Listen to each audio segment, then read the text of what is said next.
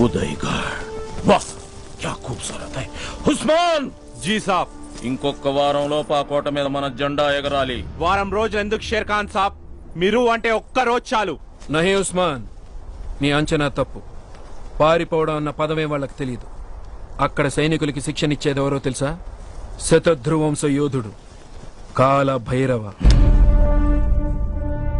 కాల భైరవ ఓ భగవాన్ ఐక్యా, వాడి గుండెలో కత్తి దిగిన వచ్చేది నెత్తురే మాన్సింగ్.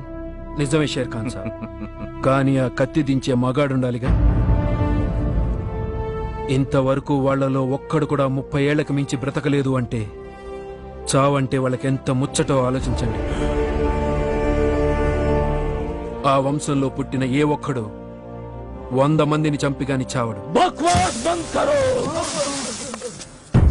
యాద్ రఖో మాన్సింగ్, అభి ఏ షేర్ ఖాన్ నయా ఇతిహాస్ లిఖేగా. ఈ యుద్ధం ముగిసే లోపు ఆ కాలభైరవని ఖతం చేస్తా. దాంతో పాటు 100 మందిని చంపే యోధుడన్న మీ భ్రమను కూడా ఖతం చేస్తా. ఏ అల్లాహ్కి ఖతం.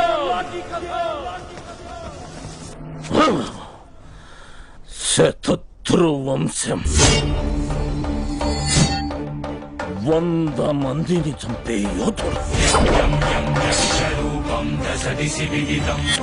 కాల భైరవ.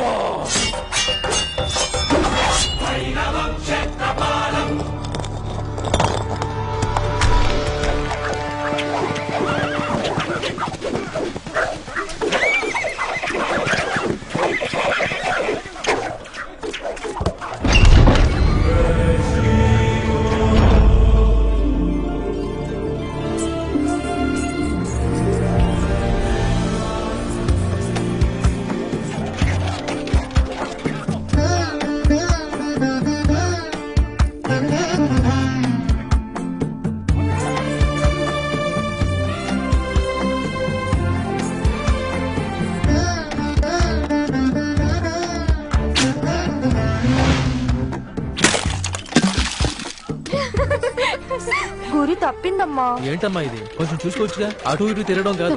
సరే వెళ్ళు, వెళ్ళి శుభ్రం చేసుకో.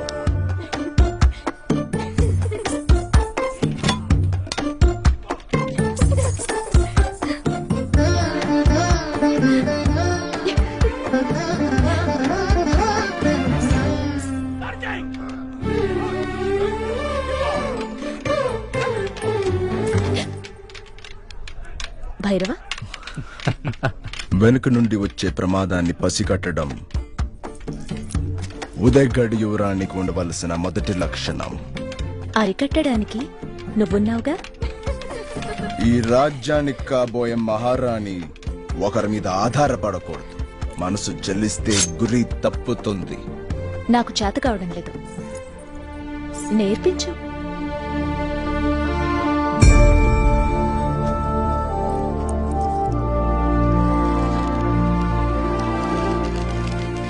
కంటి చూపు లక్ష్యం మీద ఉండాలి.